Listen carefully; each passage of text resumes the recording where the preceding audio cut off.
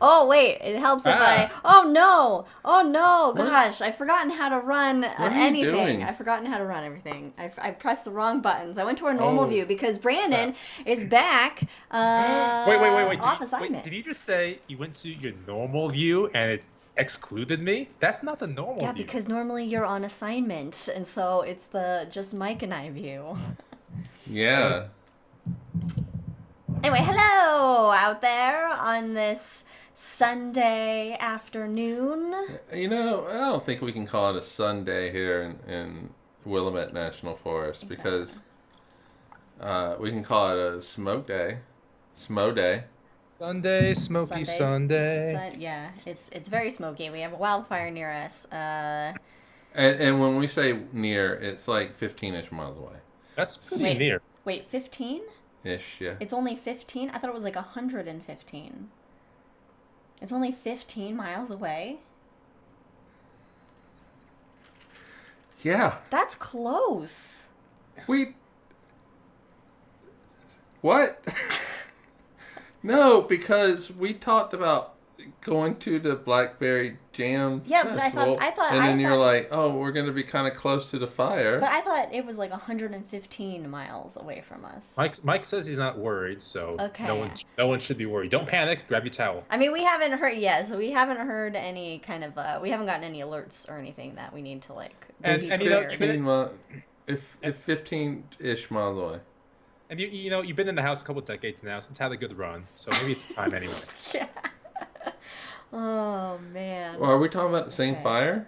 The bedrock fire. Yeah, it's only 15-ish miles away. I thought it was much further because it's like, is it still 0% contained? 3% contained. It's 3% contained. What's the acreage now on 9,000. it? Oh. Holy shitballs. That's. Cool. That's not insignificant. Yeah. Well, you know what? We knew what we were getting into when we moved into this neck of the woods. So, But anyway. It's nowhere near us.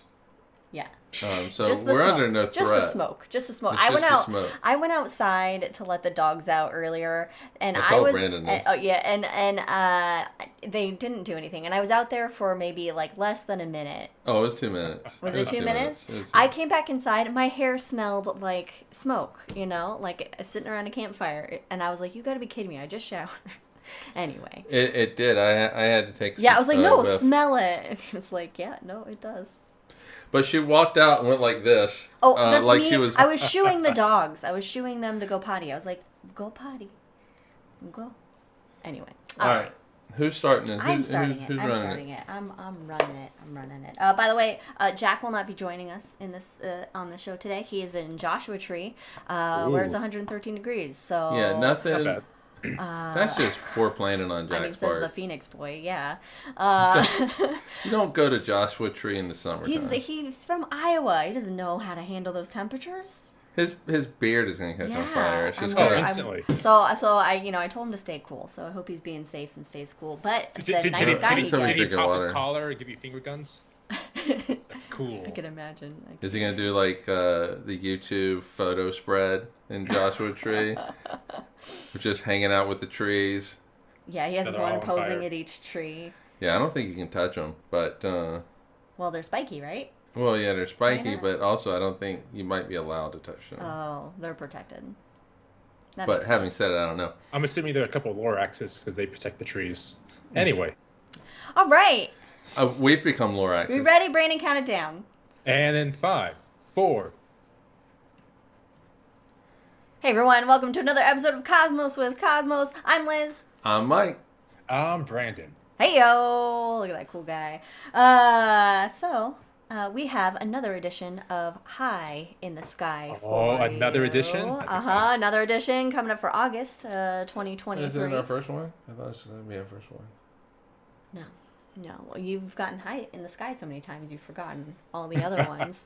All right, but before we get to some sights to see in the night sky this month, we of course need to know what everybody is drinking. So I'm going to start with Brandon. Yes, ma'am. What you drinking? Right. So I have 2. It's like, what are you looking at, Brandon? Right? Well, I have to remember what this first one's called. I got it on my overseas travels. Taguchi, I think. It's of course, a Japanese aged 8-year whiskey. so I will sip on this a little bit. And then the main drink is Star-Filled Sky, which is a sake, aged 3 years. So I'll enjoy this. Oh, that sounds nice. I also like that Star-Filled Sky is appropriate because that's what the night sky is. Even Yeah, if you that's can't really see it. the whole reason why I got it. It caught my eye. I love it. What you got? Cosmic Strands.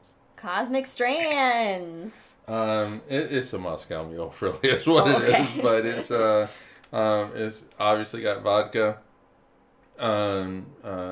ginger beer, and instead of lime juice, I'm gonna go with cranberry juice. So cheers, everybody. Nice. Cheers. Well, it's dissipated Used to now, be smoky. but it was a smoky. You can kind of. Oh no, you can see maybe a little bit of. Oh, it I see some coming out. I don't know. Now it's gone. But it's a. I'm calling this. Oh no, we spit. Well, I forgot there was wood in there. Anyway, it's fine. I'm calling it an old sturgeon. An old sturgeon. You'll get it. You'll get it later on the show. So anyway. Cheers. My mom says, before we started the show, we were talking about the wildfire that's near us, and my mom says that it's 11 miles from Lowell, so it might be a little bit more than 15 miles from us, but anyway. Okay, well then 20. Okay. It's not far. I was muted. That's okay. We were muted? I was. Oh, see, you know what? He's got to dust off the cobwebs, the cosmic strands of being off the show for a bit and being on assignment. Anyway, getting back to the show, we got our drinks. Follow us on all the things at Drinking Cosmos on Twitter, Cosmos with Cosmos, everywhere else. Check us out on Spotify and where you get your podcasts, or watch us be silly live on YouTube. We are very professional. We are not silly whatsoever. Professional. And also check out episodes of The Shot. Little shots of astronomy for you every other Wednesday on YouTube and via audio podcast versions. There will be one out the following Wednesday, not this coming Wednesday. I don't know the day. I should say dates because I don't know when people are watching this. So. On a Wednesday, be ready. Just on a Wednesday. Every week from Wednesday. Just be prepared. Every Wednesday, be prepared to take a shot. Every other Wednesday. With Cosmos. Meanwhile, if you're also perusing the internet around, then check out Wildixia's art, Wild IXIA on Etsy. She's got some great stuff. And Ron, MrProctorShow.com. Ron Proctor, cool guy, does cool stuff. He also has, I think, something like Proctor Creative or something he's doing with Blender tutorials. He actually has that are out there, and I can't remember what his new website for that is. If you want to learn Blender, he's got a class coming up. Yeah, and then our good buddy Jack, who's hanging out in Joshua Tree National Forest right now. But when he gets back, and if you're in Iowa, the Council Bluffs area, check out Jack's Planetarium, RollingBluffsPlanetarium.com. If you're in that neck of the Midwest. Jack, drink a lot of water, man. Yeah, man, stay cool. 113. Stay cool. Drink a lot of water. Meanwhile, we have some rules during the show. If you hear a dog bark, I don't know why I got Southern all of a sudden, but that's what happened. If you hear a dog bark, take a drink. If there's any Lord of the Rings references or Star Wars references, take a drink, because we're nerdy like that. Anyone want to add anything else? No, we're good. No objections. Anytime Brandon shows up in the show, take a drink. There we go. Extra drink for Brandon appearing. All right, then let's. Anytime Brandon forgets how to do the podcast, operate. Like, how about anytime I forget how to operate the podcast? Anyway, all right. It's been a long 3 weeks. Well, let's get you high in the sky. That is for August 2023. What we have coming up here at night. Let's start with some constellations out there. In fact, I went out last night, spent a little chunk of time around the midnight hour with my camera practicing taking some night sky shots out on the deck of our house. Great. Now I got Billy Idol, Rebel Yell in my head. In the midnight hour. That's what jump? I didn't know what the song was called, but that's exactly what I went to as well. And had a lovely view of just the Big Dipper hanging out in the north, and snapping pictures, and Cassiopeia on the opposite side of the Big Dipper in the north, so the northwest. It was behind a tree, but it was just rising above this tree, pretty high in the sky. Rising. Yeah, so I was trying to get some shots of that. So we'll see once I can get the photos off my camera and put them into the editor.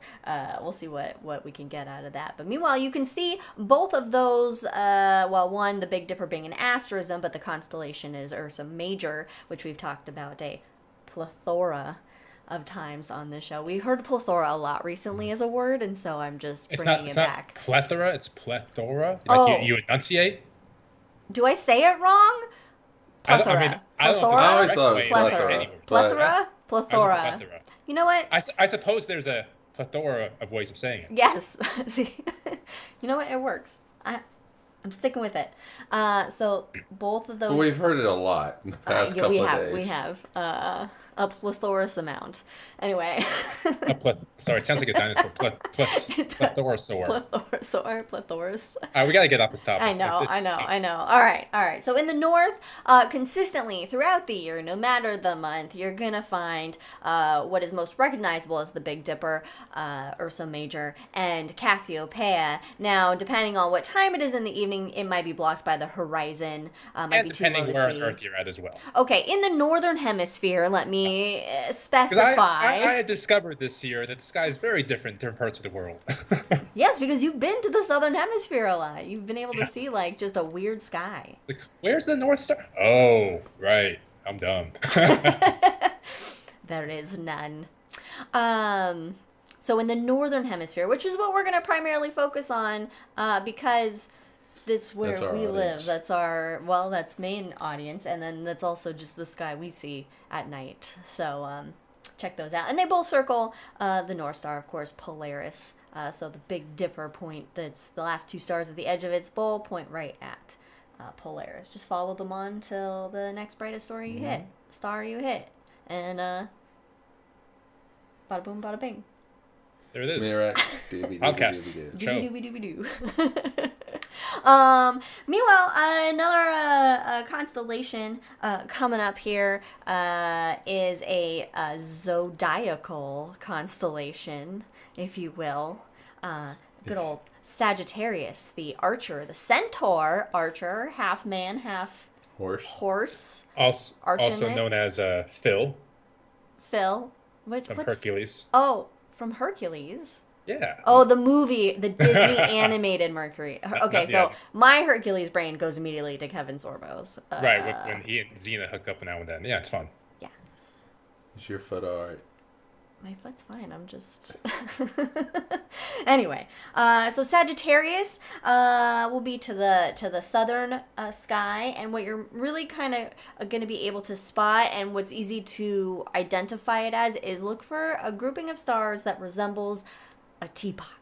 And most times you say it resembles something in the sky, you have to like squint your eyes really hard and figure out, does it look like a dipper? But this teapot actually looks like a legitimate teapot. It does. It has like the spout, and then it has like a little point on the top for like the little lid of the teapot, and then it has a handle. Yeah. And it's a little teapot. Well, yeah, short you and stout. can also do the whole thing. You can do the whole thing. So it has a sugar spoon coming off of it. What's the sugar spoon? So you have the teapot on the left-hand side, so on the eastern side. Coming off the bottom, you have a group of stars that go down. I think it like represents one of the legs of the centaur. But that would be your sugar spoon. Oh, and never heard of the sugar spoon. Where his arm is pulling back the arrow, that little curve is the little wedge of lemon you put in your tea. I've never heard of this before. No. I mean, I said it in my shows all the damn time. I do not remember you saying anything about a wedge of lemon that you put in your tea, which you don't, because you don't take lemon with your tea. I don't. But steam comes out to the Milky Way. Oh, the steam coming out is the Milky Way. I would say that as well, and the steam coming out the. Oh yeah. Yeah. The wedge of lemon, though. That's cool. Okay, so look for the teapot. There's no saucer though. Oh, and if you want the actual teacup, that is the tail of Scorpius. Okay. Okay. All right. You guys never went to my shows, did you? No, we did. You never gave shows when we were there. Like it was a big moment when you get like we stopped what we were doing. We dropped. I've Whatever heard you we were talk doing about to go see it. Sagittarius. This is the first I'm hearing That about actually a lemon. is. They would stop and go, Mike's giving a show. Oh, we got to go see him. And in my last show, Planetarium Liz is having a real-time conversation with Brandon, and just, I think you said it was, what did you say? It was something like classic Mike or something like that, and It was a classic Mike Planetarium. I'm sorry, show. like Mike's shows just feel like there's a warmth to them you don't get anywhere else. whatever. No, it's somehow it's different. Feels like home. Anyway. I'll pay you guys later for saying that. No. So, look for the teapot. Have a cup of... You know what? Go outside with a cup of tea.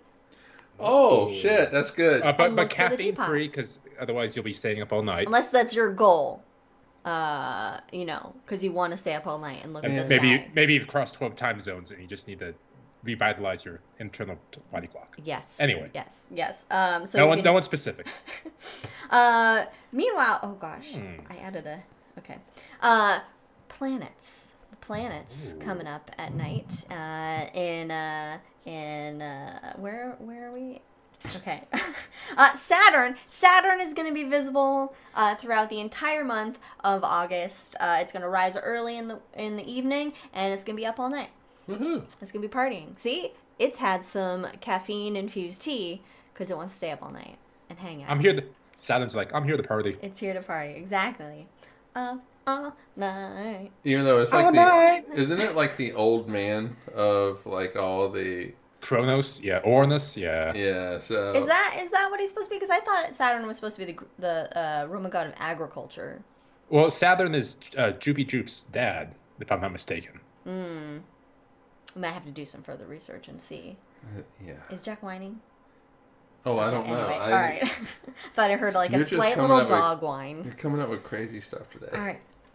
Speaking of Jupes, Jupiter is gonna rise. That's Jupiter for those of you who are new to the show and our lingo. When's the last time we referred to Jupiter without once calling it Jupes? I know. Even in the notes, it just says Jupes. All right, so Jupiter rises mid to late evening. So it's waking up a little bit after Saturn. All right, I wanted to sleep in a little bit more. Well, so party's longer too. And it will also be up all night as well. Oh, it'll eventually join Saturn, and they'll have a big gas giant dance. Not literally. Oh my no. At the beginning of the month, Mars and Mercury will be very low on the evening horizon. The M&M twins, yes. The M&M twins, yeah.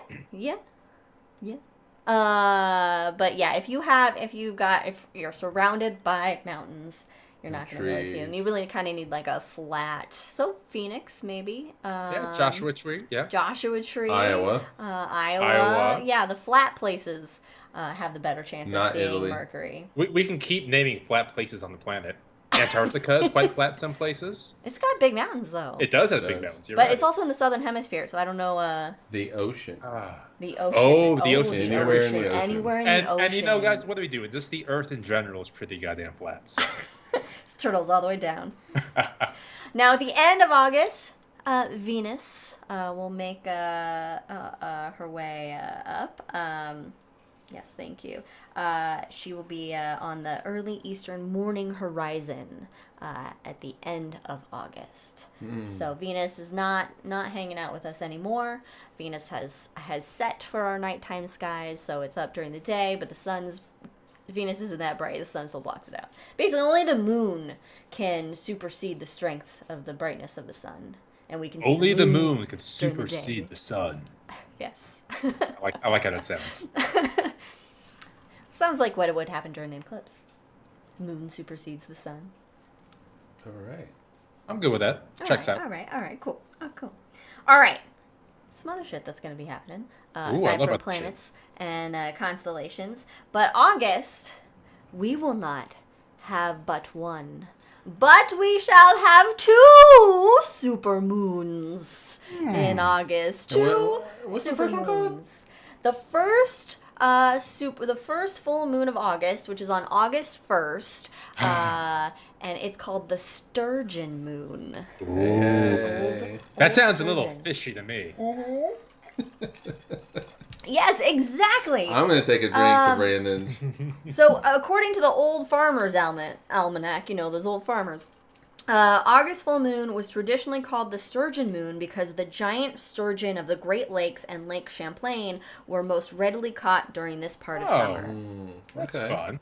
Yeah. What's the other one called? I will get to it in a second, but I feel like I should explain what a supermoon is to the audience. Someone's rushing me through our notes. I can't see the notes. You have them in front of you. I'm just along for the ride. So the supermoon means that twice this month the moon will don a latex jumpsuit. Blue moon. And it will. Oh, okay. I'm in. Keep going. Keep going, Liz. And it will become the savior of mankind. The savior of mankind. No, basically the moon is just at its closest point in its orbit around the Earth, so it just looks slightly bigger in the sky. But nothing really that noticeable. And when you say slightly bigger... Like slightly bigger. Can we Photoshop like a cape on the moon and have him flying, you know?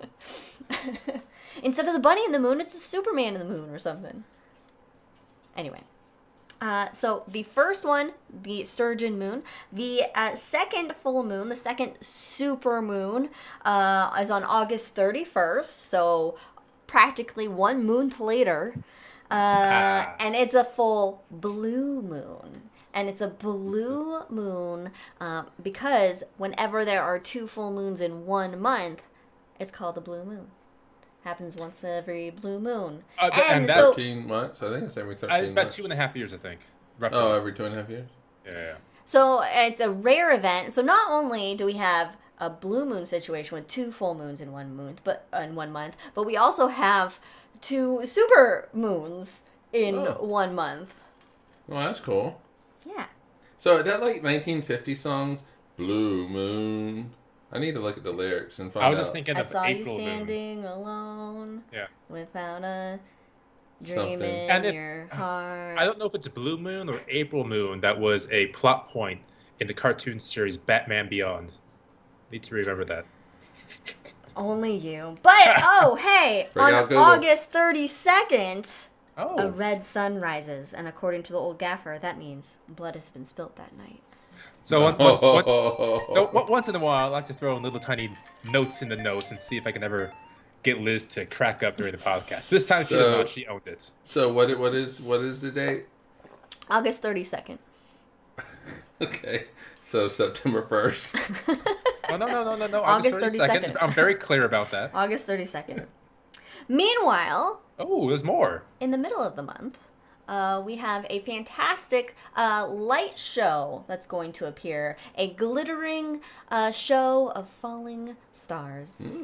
That will be happening on August 12th and 13th. The Perseid meteor shower will peak. And it is one of the top meteor showers of the year.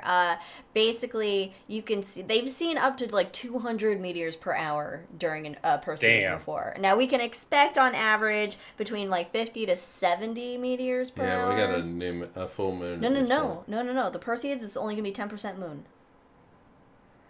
Wait, you have a. Oh, the full moon is the first. Yeah. Oh, it's a new moon. Yeah, it's a new moon. Yeah, so it's only gonna be 10% moon light. Yeah. Oh, so it's gonna be nice dark. It's gonna be a good one. Dark stuff for the Perseids. So that's gonna be awesome. And so the Perseids meteor shower, a meteor shower occurs when the Earth passes through the tail of a comet, and so you have all this like little tiny particulate debris from that comet tail entering our atmosphere, burning up in our atmosphere, and that is what we're seeing. And this meteor shower comes from Swift-Tuttle. I love that name. Swift-Tuttle. All right, and the meteors are going to come from the northeast. They'll come from the northeast. So they're called the Perseids because they'll appear to look like they are originating from the constellation of Perseus. That's what's known as the radiant. But they're not actually coming from Perseus, obviously. And the radiant for the Perseids will be pretty high in the sky between 10 and 11 p.m. I believe on the 13th, because the 13th is when it's supposed to peak.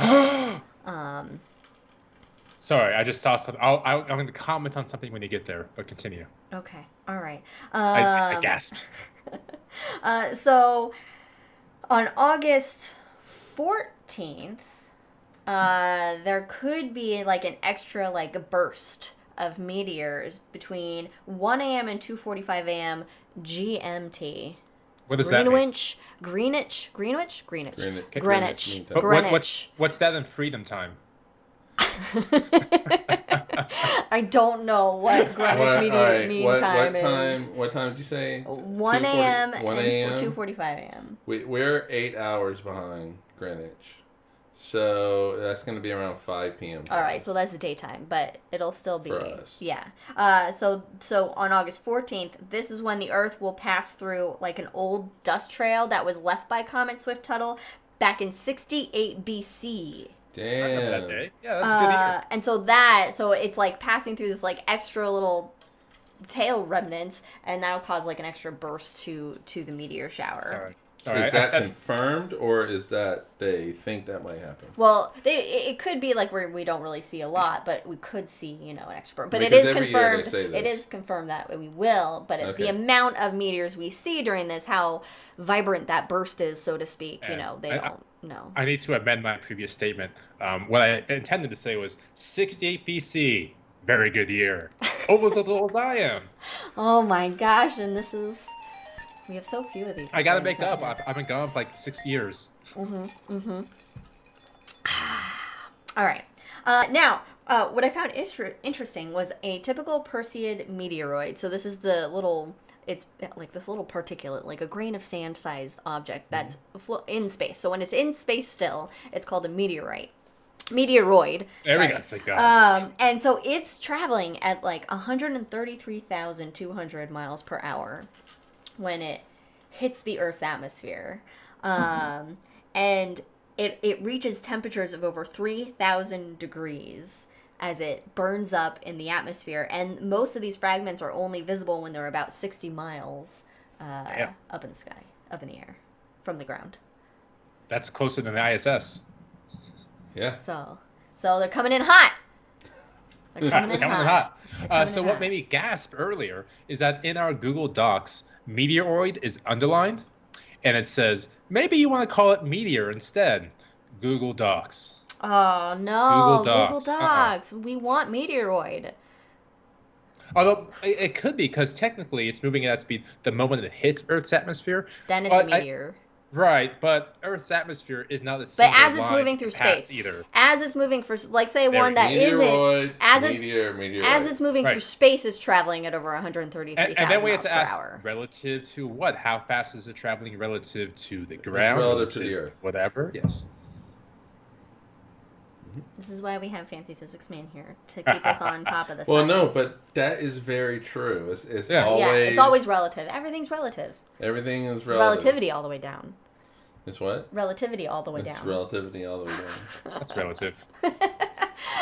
So lots of exciting things coming up in August to check out in the night sky. So worth, staying up past your bedtime to look at some stuff.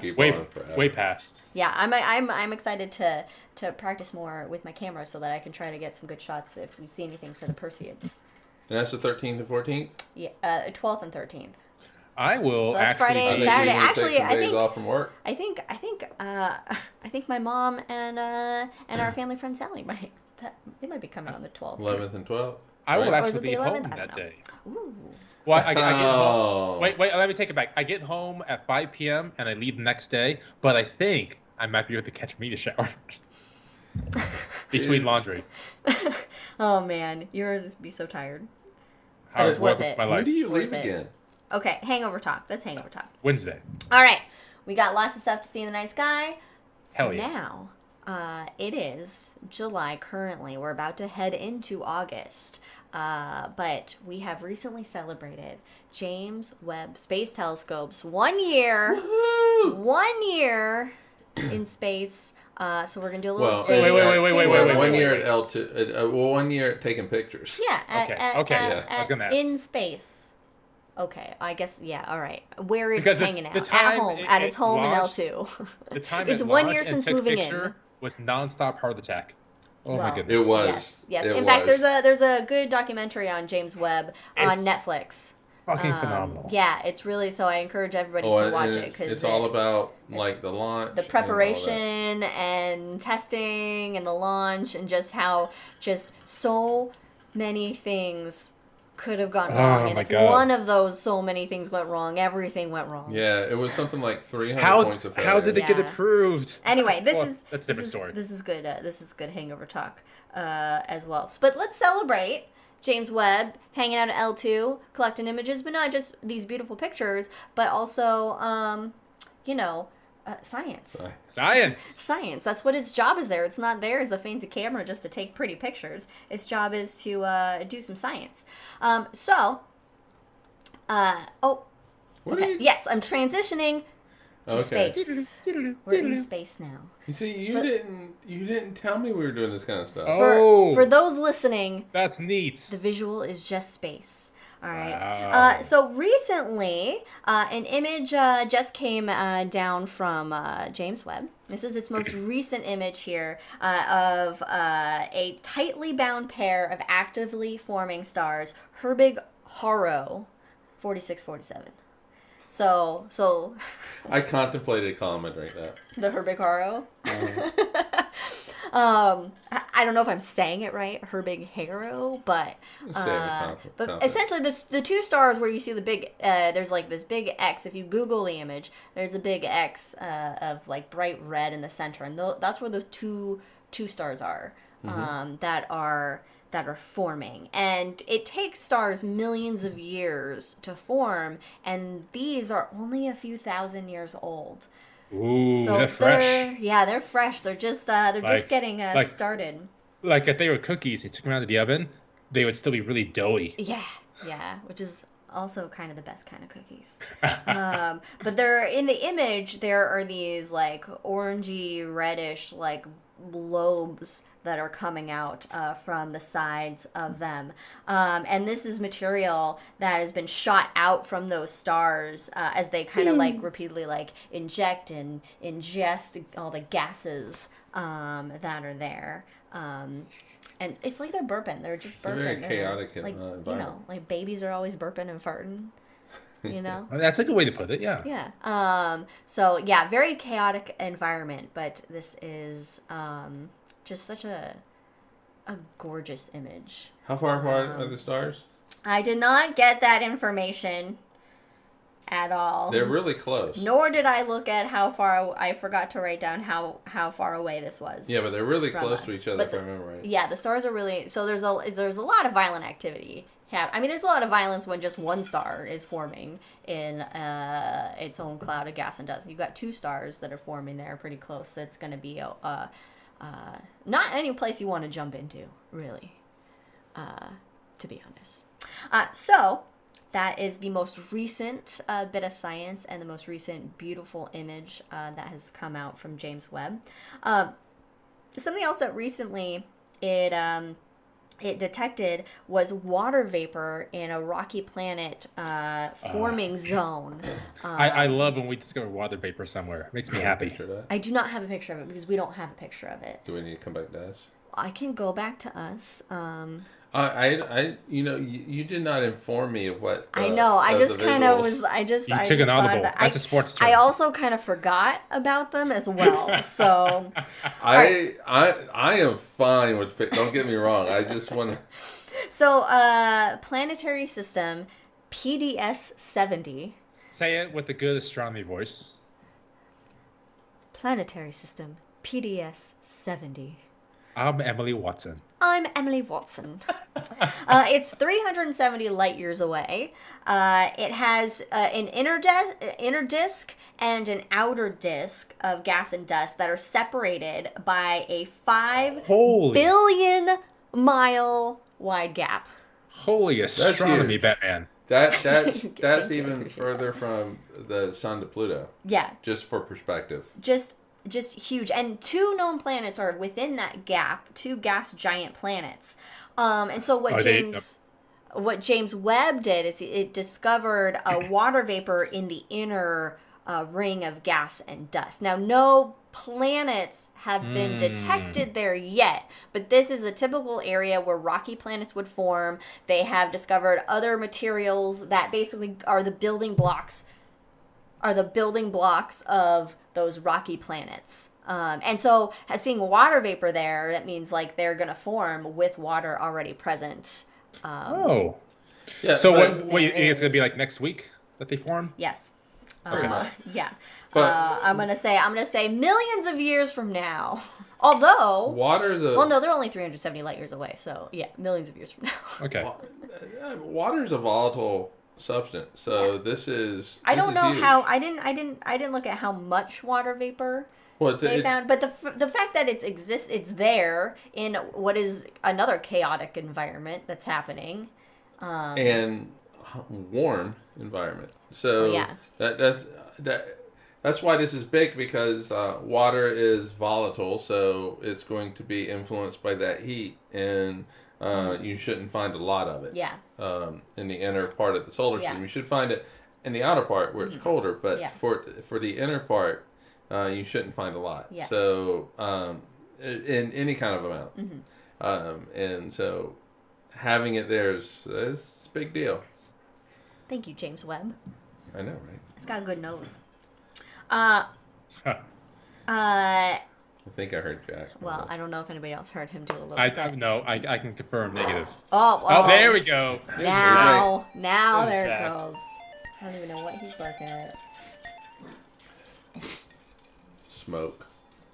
All right. Smoke monster. What you doing, baby? All right. So, another beautiful image from James Webb was released. So we'll go back to our update images here. Beautiful picture. And this one is I really like this edition, by the way, of pictures. Rho It's really neat. Ophiuchi. This is a close-up of Rho Ophiuchi. This is the closest star-forming region to Earth, 390 light years away. You know what that reminds me of? We're going to take a drink, by the way, when I say this. It's like when the Witch King of Agmar, Release, gets his sword out and confronts Gandalf, and the fieries... It just looks like that. Or the mace, rather. I went to press the button, and I don't have the drink button on this page. So. All right, so everybody take a drink. Cheers. I like that. This image is absolutely gorgeous. This this region contains approximately 50 young stars, all of them similar in mass to our sun or smaller. And there are these the red kind of crisscrosses that you see going in here of material. These are huge bipolar jets of molecular hydrogen. Wait, say that again, because that's a really cool phrase. Bipolar jets of molecular hydrogen. Hell yeah. And these occur when a star basically bursts out from its cocoon of gas and dust. When it's like... Called privilege. When it's born. When it's kind of like, hello, universe! I'm here. A star is born. Oh, okay. I was going with a Killer's reference, but we can do that too. Okay. So this is just showing that region where that's really cool. That is happening, and they've seen for some of the stars they've seen some like discs, the disc around the star, where planets could be forming. Yeah, and everything. So protoplanetary discs. Yeah, so this is just absolutely a gorgeous image. So again, if you're listening, Rho Ophiuchi, R-H-O for Rho, and Ophiuchi, Google will help you out and it'll figure it out. Or just go to James Webb's Space Telescopes. Just Google James Webb Space Telescope, and you can go to the website that has all the images and the most recent news that comes down. But next... we have I don't have an image for it because it involves was this amateur hour? Black holes. It involves black holes. The most distant active supermassive black hole to date, James Webb has found in the galaxy Ceres, CEERS, 1019. I thought Ceres was defunct. No, Ceres is I don't know what that. Sears, Sears. Oh, Sears. The store. Sears. Okay. It stands for Cosmic Evolution. That's a little high. I mean, it stands for Cosmic Evolution Early Release Science. It's basically like studying like the early universe. And in Sears 1019, this is a galaxy called Sears 1019. Wait a minute, is this James Webb? Or Yes, this is James Webb. But this is the program. This is the study. Okay, got you. The program is the Cosmic Evolution Early Release Science. So they've discovered galaxies, and so they're the ones that they discover are Sears, and then they have like some number with them or whatever. This galaxy is dated to be is from 570 million years after the Big Bang. That's so quick. Early. Oh my gosh. Oh wow, they're going at it. They're scampering. Is there like somebody in the backyard? I don't. Only Jack knows what he's talking No delivery truck here. So, all right, we'll just let him go. We're going to keep drinking. So it's found a black hole, but this black hole is actually less massive than any other yet identified in the early universe. Why don't you go? You want to go check on him? He's like growling. Let's take a moment. All right. Let's take a moment and check on Jack. Just keep going. All right. Well, I'll keep going Just and kidding. Michael Let's do go. it. Michael go check. 570 million. From now on, There might be if there's a bear in the backyard. Oh, well, then we're going to stop. I am now a fancy physics man. Continue. All right. So this black hole in this galaxy, 570 million years after the Big Bang, is only about 9 million solar masses. So typically, these supermassive black holes are like in the hundreds of millions to billions range of solar masses. So this is a small one, but it existed so much earlier than it should have. And so it's difficult to explain how it formed so soon after the universe began. I know I just proclaimed myself as fancy physics man in the meantime, but what is the threshold between black hole and supermassive black hole? Like, is it 50 solar masses? No, 100 solar masses? I think what the threshold between black hole and supermassive black holes, like a supermassive black hole is at least like 5 million times more massive than our sun or something. Well,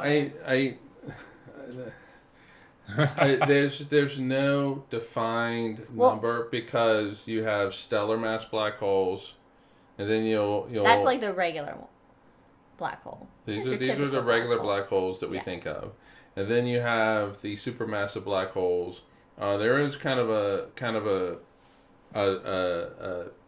smaller version. I mean, there's actually a bigger version of just a regular black hole, but none of these regular black holes ever touch supermassive black holes in size. And so there was a huge defining. Yeah, because Sagittarius A star, the black hole at the center of our galaxy, it's what 4 billion times the mass of our sun. Yeah, but it's still a supermassive black hole. No, I know it's a supermassive black hole. Right. So this black hole, since you missed it, is 9 million solar masses. Right, so it's still a supermassive black hole. It's still a supermassive black hole. Right, so what's the difference? The difference is that this is not a stellar mass black hole. So you cannot. He's asking what the difference, like how many masses before you get to supermassive. And I'm telling you that a supermassive black hole is a black hole that cannot be formed from a star becoming a black hole. Okay, so it's a black hole that is just okay. So it's any black hole that's like not from a star. Right. It had to be multiple black holes like merging. So basically, if you have something that is over 200 times the mass of the sun, it's gonna. I mean, even that still is going to be considered. Because a stellar mass black hole is still going to be the mass of the star because it's not. Right. It's still and so these supermassive black holes, though, what I'm saying is there's such a gulf between a stellar mass black hole and a supermassive black hole that there's really no need to define. Okay, by mass. They're not defined by mass. It's by because you can't. At least the way that we understand things, you can't make a black hole that is 2,000 times the mass of the sun. It's impossible. Yeah. And so, and also the way that supermassive black holes are born is different from supermassive black holes form from the accretion of other black holes, other stars, other material like that. It's not actually formed. So, okay. So there is no actual this size delineation. We get it. That makes sense. I did not know that, and that's fascinating. Okay, that makes total sense too. I'm sorry I wasn't clear about it, but it's cosmos with cosmos. What's clear? Not our air. Two more black holes that are also on the smaller side have been discovered, and they existed 1 and 1.1 billion years after the Big Bang. This Sears study, so far, they've identified 11 galaxies that existed when the universe was 470 to 675 million years old. Which is absolutely fucking insane. 400 million years after the Big Bang, you have galaxies that have fully formed. Yeah, it's like it was born, and then like 2 days later it started walking. Basically. Yeah, I mean exactly. And then you the universe is incredibly young at that point, and James Webb is seeing galaxies that have formed. Because there shouldn't have been that much material at that point, well, right? No, to have all this? There's enough material. There's enough material. The thing is that there shouldn't have been enough time for these galaxies to form in the way that they have formed. Okay. Like fully formed. Right. So our issue is our understanding of time. Right, and we did actually get, and I sent it to you, but there is. Oh, the article on the age of the universe. Right, It could actually be like 26 and I do think that is a perfect. That's a very good hangover topic. I want to actually talk about that during the hangover. That and UFO things. Oh, the UFO things. Oh, yeah. I haven't read much about that. But I'll dive into that. All right. I have one more James Webb update, and then we'll go into some astronomy news where Brandon has some stuff he's going to talk about.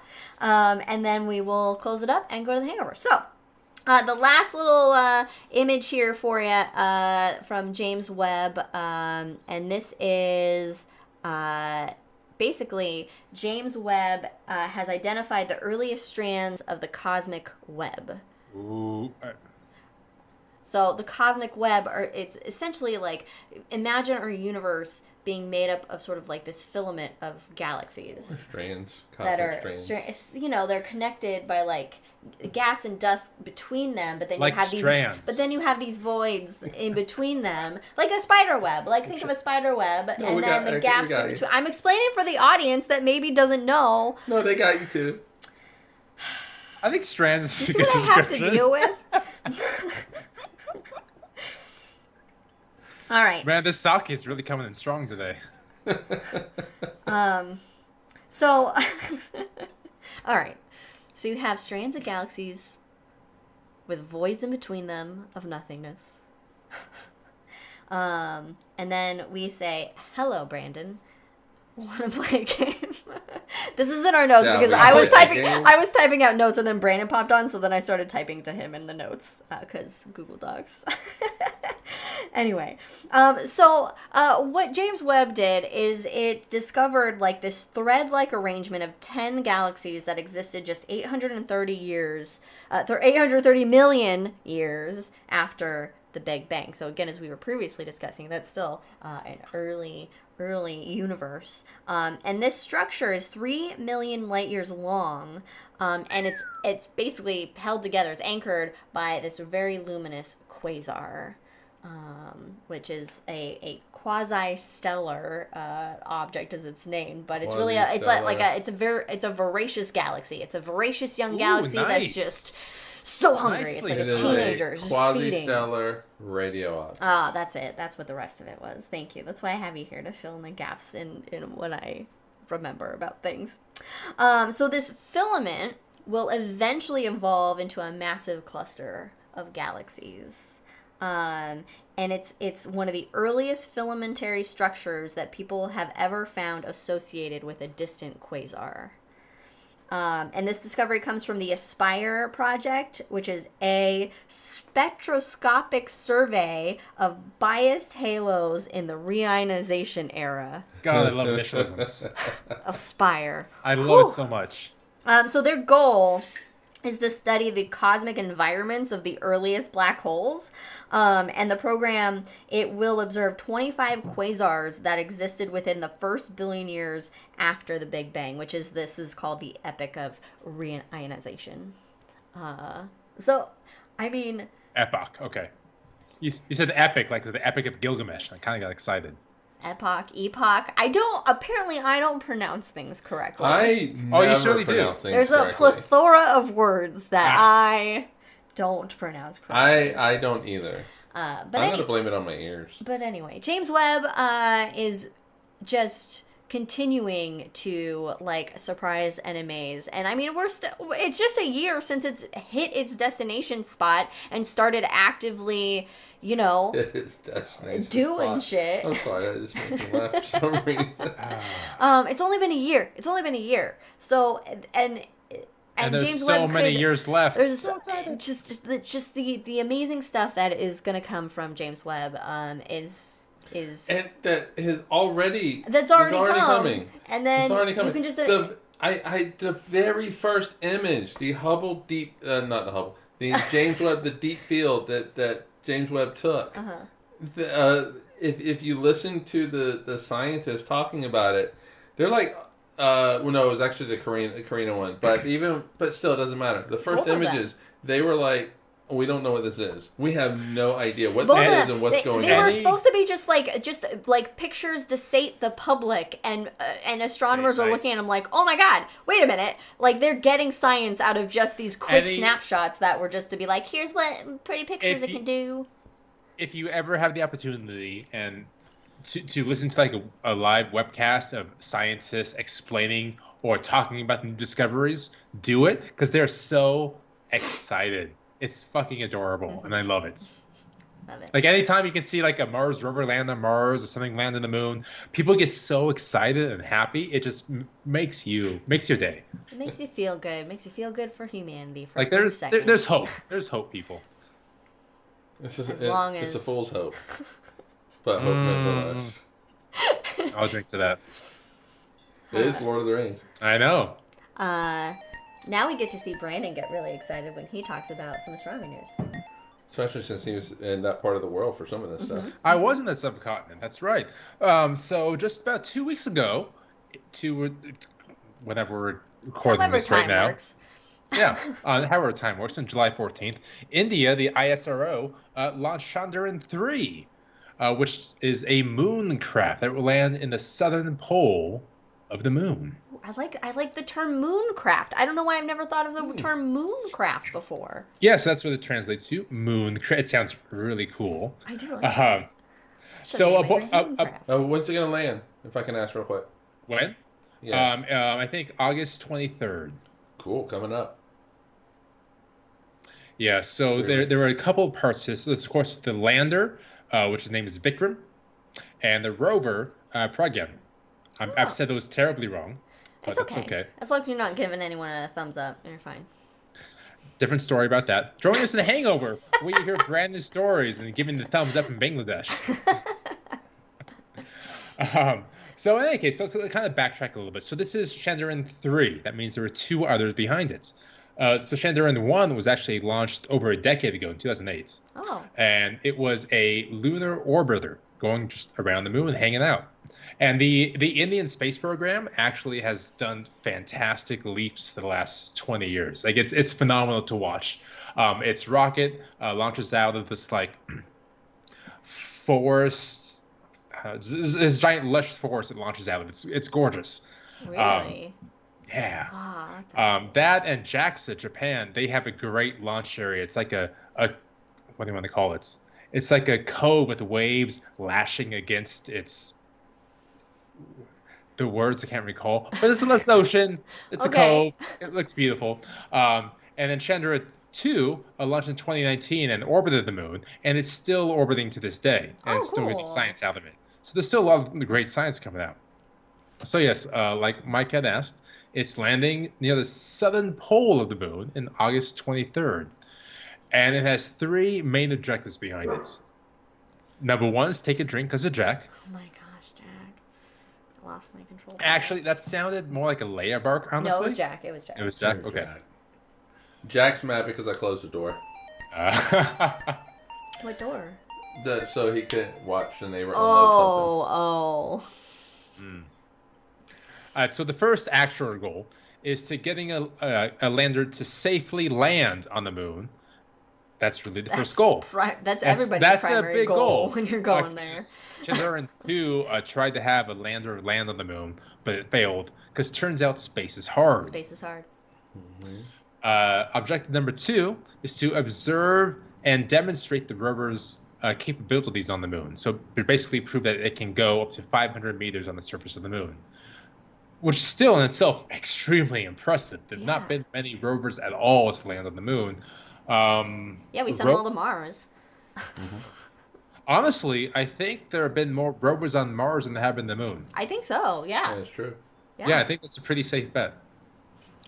And of course, the last goal is inside observation and conducting experiments while on the moon to better understand, what makes up the moon. It's not just cheese. There's plenty of other things. It's not cheese.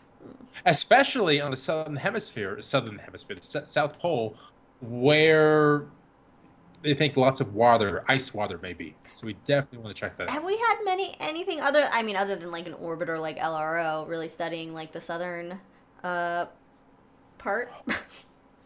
Well, Elcross slammed into it. Well, yeah. So I mean, like, has there been? I mean, we haven't had many rovers on the moon. Has there been one that has gone down there before? China's landed on the far side, but not the South Pole. I don't know if we've had any. I don't think we've had any landers on this southern pole like that, or the North Pole. But I don't. The northern pole of the moon isn't really talked about much, so I'm assuming there's not much interesting material up there. Aliens or Nazis, either one. I was about to say, join us in the Hangover. We'll have lots of fun in this next topic. But regardless, it's an immense point of pride, and I'm extremely happy that it launched, and it's going to land in about less than a month, especially when this podcast airs. So really quick, the rover itself, Pragyan, so it's 57 pounds. It's a nice hefty rover. Okay, this seems light, but... 500 meters has about it. And it's supposed to last for about 14 Earth days, which, as we know from Spirit and Opportunity, can be significantly more. Decades. Right.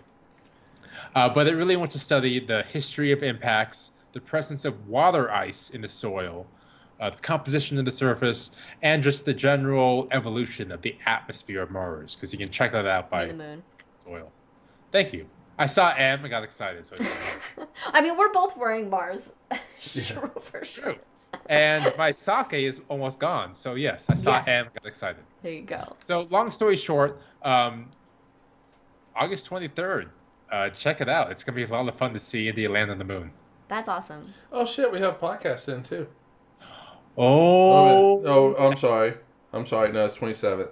But we will know at that point. Yeah. That's exciting. It's good. It's good when there's other agencies and countries that are putting stuff out there, because that's more science for everybody. Yeah. It's more good stuff. It's more we know. The more you know. Yeah, I'm definitely excited when other space agencies get involved and do their thing. And I understand that, like, some people have this whole national pride thing, but whatever. NASA wouldn't be able to do shit without the contribution of other countries and and their smart people. Yeah. I mean, the more countries involved, the better. The more voices saying this is what we discovered. Wait, are you saying that diversity and inclusivity is important? Everywhere but Florida, apparently. So. On that note, thanks for joining everyone for this episode of Cosmos with Cosmos, High in the Sky for August of 2013. You can check us out on Twitter at Drinking Cosmos, Cosmos with Cosmos everywhere else. Listen to us on Spotify or anywhere you get your podcasts, or watch us on the YouTubes.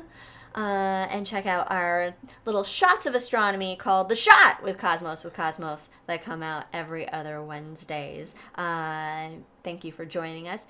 And if you're with us now, stick around. We got The Hangover coming up next, and that should be fun, and we'll forget everything that we wanted to talk about for it. But anyway. Take a breath, Liz. We'll see you next time. Peace. Cheers.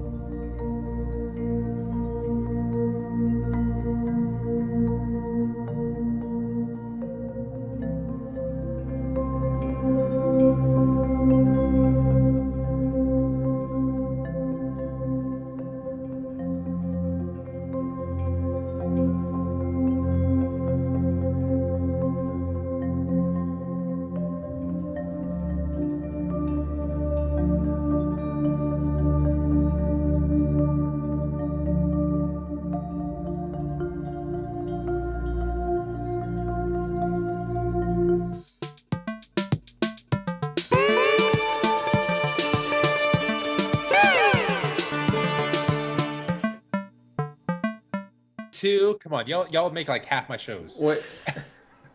And I make sure you get paid. We will both come. So, the thing didn't come up. I know. I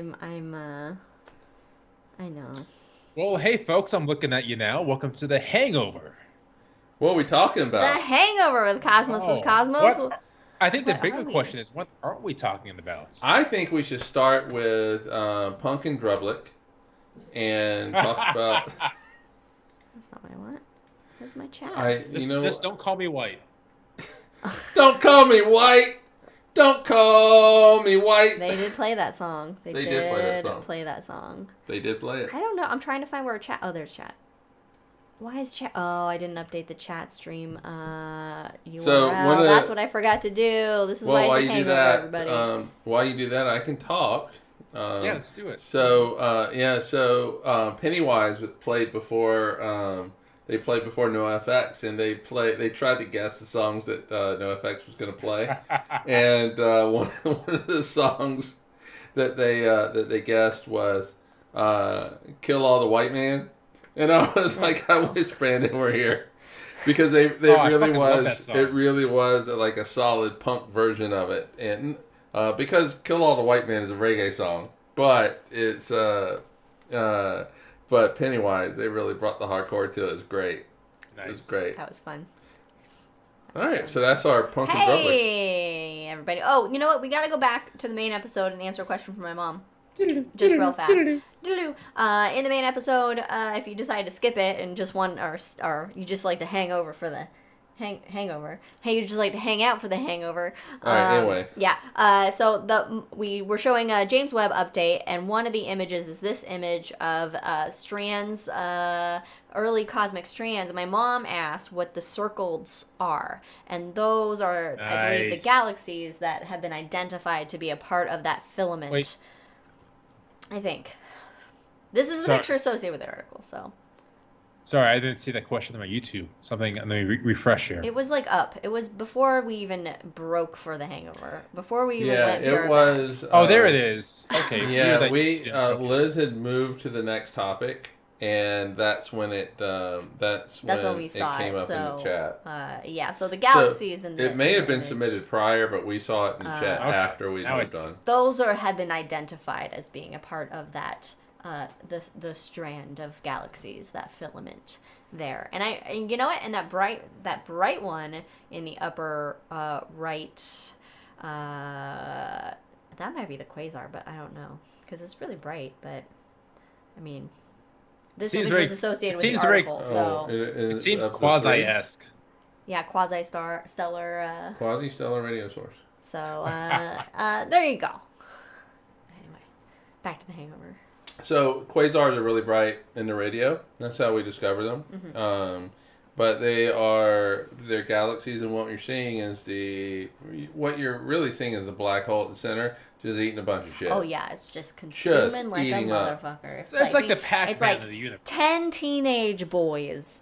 10? I don't know. Well, like a lot more than that. But anyway, so in this analogy, but because they are so far away from us in spaces, stretch their signal so much that it appears strong in the radio, and so they're so far away. Things like Arecibo, may it rest in peace, and you know other radio. Oh yeah, be careful. That was close. And other radio telescopes have they're used to discover it and things like that. Yeah. So yeah, James Webb. What were you talking about in the hangover? We had several things. Did we forget them? Like we predicted that we forgot. We had them? aliens to talk about. Oh, yes. We had what else? There was something else involved. All right. Well, let's start with aliens. Something about ladies and gentlemen. All right. So the glasses are coming off here. So if you paid attention to any far fringe news recently, you'll hearings? Know the congressional hearings of UFOs. Yeah, I haven't read anything about it other than I saw some headline where it was like some senator dude was like confirmed, but he was just basically because other people said stuff that he was like, or he bought into it. Dumb senator dude. Some senator. Some senator dude was basically talking out of his ass saying, yeah, we have like non-human bodies, but he's just really he's never seen them and he's really just buying into like. So I watched with a friend of the show. They sent me a link and it was like a 3-minute quick overview of the hearings, and there was like this one guy talking about we have non-human bodies recovered from spacecraft shot down by the U.S. government. Like, so many things wrong with that, number one. Who is this person? We shouldn't say some. We should out this person and call them what they are, which is stupid. Who is this person? Oh my, I don't remember what their name was. Was it a senator? Let me see if my Google News will pop No, up. it wasn't the senator. I didn't recognize them at all. Was it like a FBI It was guy? somebody brought in because they were like a witness expert that was part of the program that expert. studied these bodies. Expert, Yes. okay. So, and what stood out to me is that they talked about, they had shot down these aircraft and they had these non-human bodies with them, but they drew the line at whether or not the U.S. government had possession of the bodies. Like, wait, you can talk about all these things, but you draw the line at that? Anyway, many issues. No, we don't have alien spacecraft. No, none of these things happened for so many different reasons. Because I'm just going to say Occam's razor, for example. What is more likely, that alien spacecraft, because they were not just alien, interdimensional alien spacecraft he had mentioned, have visited Earth and the U.S. government shot them down and have extracted non-human bodies and done experiments with them and experimented on the spacecraft that have killed U.S. citizens, or the guy's making shit up, or there's just stuff in the sky we don't understand. Retired Air Force Major David Grush. Yeah, man. That the U.S. has concealed what he called a multi-decade program. So if there's a line in which he cannot talk about things due to maybe top secret clearance, but he's still talking about shooting down non-human spacecraft, that's absolute. It's bullshit. And then a top Pentagon official basically says that the claims are insulting to employees who are investigating sightings and accusing this guy of not cooperating with the official U.S. government investigation. Now, I am not one to agree with U.S. official doctrines, for example. Right. But in this case, if the United States has examined non-human bodies and extracted technology, there is a 0% chance we can keep that secret, since this guy said the 1930s is when we first extracted the bodies. Oh, yeah. 0% chance we can keep that secret. Yeah. Trump would have instantly. just immediately told everybody. Not only Trump, Bush would have done that, because he would think, this is fucking cool, guys. Let's see. Let's get tacos and aliens. And then that technology would have been Clinton somehow integrated. Clinton would have loved that shit. No. There's no way. I did not find UFOs. Nice. But like he has a saxo in the background. So that's my tangent. We cannot keep secrets. We've not discovered the alien spacecraft on planet Earth, and it just makes me angry. Because if we did discover all these things, interdimensional aliens, it completely dismisses the science we've committed in the last century. Because you're telling me that Einstein, Hawking, all these people could not identify alien species, where this motherfucker in the 30s said, yeah, this is an alien. No, there's no way. Yeah. But that's just like throughout history, like finding the skeletons of people that did like neck stretching or feet binding and saying, or the skull elongation as part of these ancient cultures, and then going, oh, this is signs of aliens because they don't have a typical human structure. But it's like, no, it's just different cultures manipulated their bodies pyramid differently. thing too, where apparently people a long time bro. ago were too dumb to actually build pyramids. They were too dumb. They needed to have aliens help them. Too dumb. You know who's dumb is everybody in this country now. I'm not gonna say it's like not we only have what we have today because of, which means I'm not gonna have any service. Oh, there we go. There we go.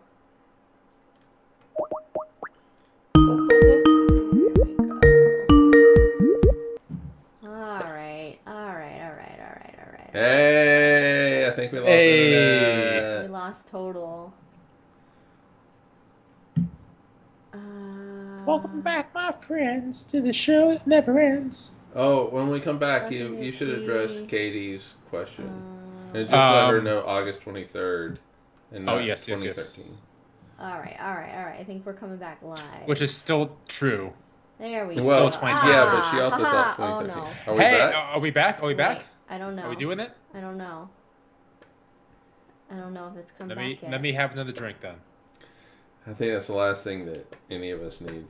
Well, Katie says she sees us. Oh, she sees us? Okay, I just don't see her on We're back, like the dinosaurs, starring John Goodman in circa 1997 movie. Okay. All All right. Yeah. We lost internet. I really hope somebody got that reference. I'm hoping for Katie, because, like, she gets me. I wasn't listening, because I'm tech supporting ourselves. All right, just really quick. Hey, Katie, Brandon said August 23rd of this year, 2023. So that's when that number 3 is going to land on the moon. I'm going to butcher its name, so I'm not even going to say it. Or Chandran. It. What? Chandran. That one. So, oh my god, the movie was so scary. Holy shit. I rewatched it last year. It's still terrifying as an adult. Wait, what movie is it? It's called Dinosaurs. We're back. Oh. It's absolutely terrifying. I will so say much the resolution on the YouTube looks extraordinarily low, but it's The Hangover, so fuck it. Yeah. I don't know. All right, so I went on a tangent about aliens. What else we got in The Hangover? Where we at here? I don't know. Watch it, Katie. Watch it again. It's terrifying. I forget. There was something during Hubble, I thought, that you wanted to... Hubble. James Webb. Hubble. James Webb. We have had decades of saying Hubble. So but we James can still Webb, say Hubble because it's so cool. new to I mean, us. Hubble is still. We should definitely do like a Hubble. So there has been talk in the last, I'll say, 8 months of sending a mission to Hubble and actually pushing its orbit up to extend its lifespan for another 12 years. God, hashtag worth it. Hashtag Yeah. Take all my taxes. Take them. Do it. Which would be a SpaceX mission. Wow. Which involves another drink, because I can fucking go to town on that. So one of my big issues with SpaceX, you know what? Let me fucking do this. Other than the fucking megalomaniac billionaire behind it? Besides the guy having his fucking ex bullshit. Yes. So besides those shenanigans, of course, we have Starlink, which is doing a good deal of putting internet to places around the world, which could be done in other ways than terrestrial instead. But astronomers have been now noticing significant issues of Starlink photobombing their scientific research, because there's so many of them all over the globe that whenever they put the telescope, radio otherwise, up in the sky, they will see artifacts. And typically, there's algorithms that they have used that can kind of erase it to see in the background. But there's so many that they can no longer do that. Oh no. Yeah, so when we switched over to our current cell phone coverage, the guy he saw my tattoos and wanted to talk about, and he brought up SpaceX and not SpaceX, Starlink, and we're like, we were like, ugh. And he was like, oh. he was like, what? He was shocked at our response. Because unless you have a specialized knowledge, you hear Starlink being SpaceX and think they're automatically doing great things for humanity. Internet for people who don't often get internet. Saviors, when there's so many other things.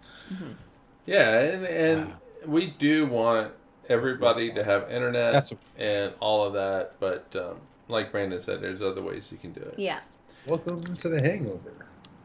And what happened? Headphones are off. Man, we're Headphones are back on. This is you a can real, hear us this now. is a real hangover. Now I can. This is a true and proper hangover. This is a true and proper So hangover. was it the age of the universe? Was that what we were going to talk about? Yeah, the 26 billion versus the current 13.8 billion.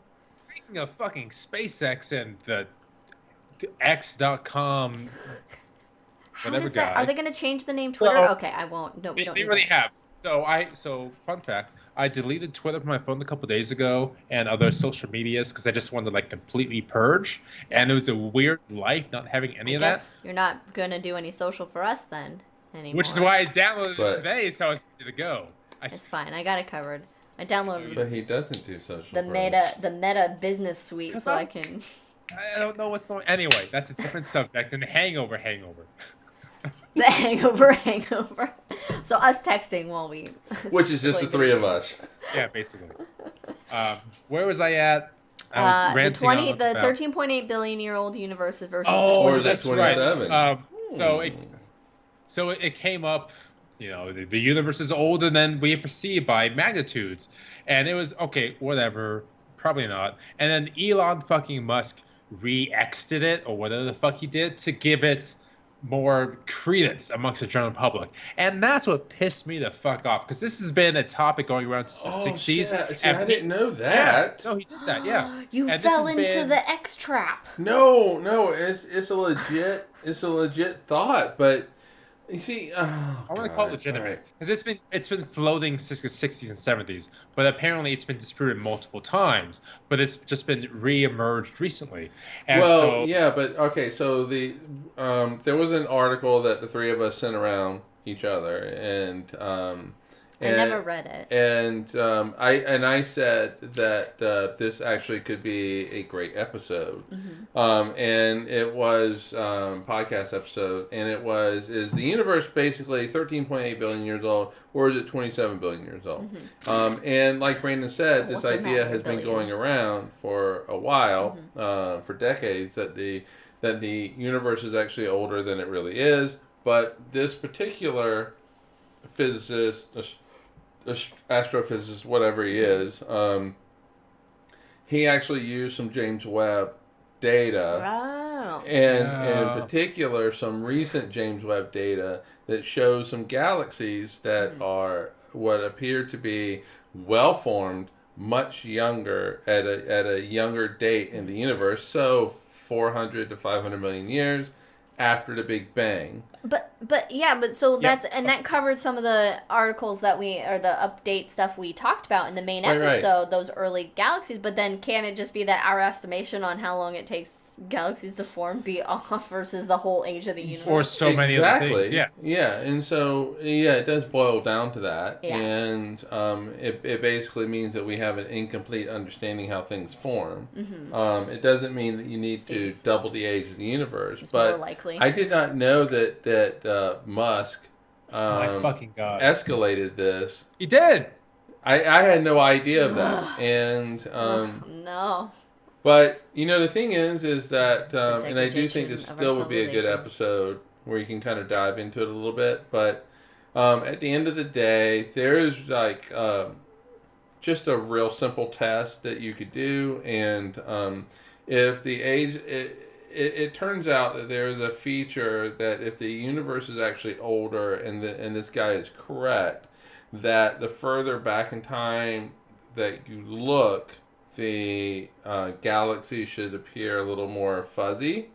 And that is because he's saying that there's this whole thing about tired light, and that tired physics light was not... It's Brandon's life. The constants of physics in the early universe is not the same as it is. The constants aren't the same now. And so you would actually get this blurring effect. And so when you look at a galaxy that is, say, 500 million years after the Big Bang, it should be blurry. And that's not what we're seeing. I feel like it should be blurry anyway, but just because it's far away, we don't have that resolution. It should be blurrier than what we are seeing. We're seeing very crisp images. So he's wrong.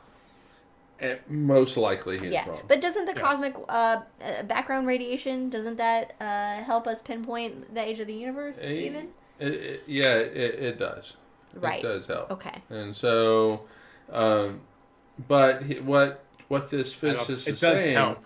Fucking CMB. It does help. Yes. But what this physicist is saying is that the constants of physics of the universe... could have changed. ...were different in the early universe than they are now. And so, he's saying that the universe is actually 27 billion years old. But can they be different? I mean, once you have the forces split into the forces we know today, isn't that pretty much that's set in stone? It could, but the side effect of that is that you should be seeing a blurring of the images that we are not seeing. I have a very stupid question after this segment's done. Okay. All right, the segment is done now. It's done. Thank you. All right, so this, I guess, I don't know how to properly ask this question. So, Let's say the assumption is correct in that there are many multiverses out there and that has slightly different principles of physics behind them. Mm-hmm. If there was one slight change to physics you could make that would make the most interesting results, what would you change? Oh, Jesus This is Christ. definitely a Because fancy physics. yeah, that's a really tough question actually. And The way we understand it, you change, the strong nuclear force X see, amount. there's The so universe many- doesn't so exist the much- way we know it. There's so much that I want We're to change. we're all held together by the strong nuclear force, or the weak Well, nuclear really, we're force, held together by the weak nuclear by force. the electromagnetic. Or one of the forces force. we're all held. Our atoms are held together There are by. 3 main forces. There's 4. 4? Shit, I'm sorry. Give me them. Strong, Wait. gravity. I'm enjoying the Star Trek reference. Electromagnetic. All right, so there's a strong force. There are 3 strong There are forces. 4 forces. There are 4 forces. All right. There is the strong nuclear force. Uh-huh. This is responsible for holding the Atoms together. Nope. Oh. Holding the quarks together. Oh, the quarks.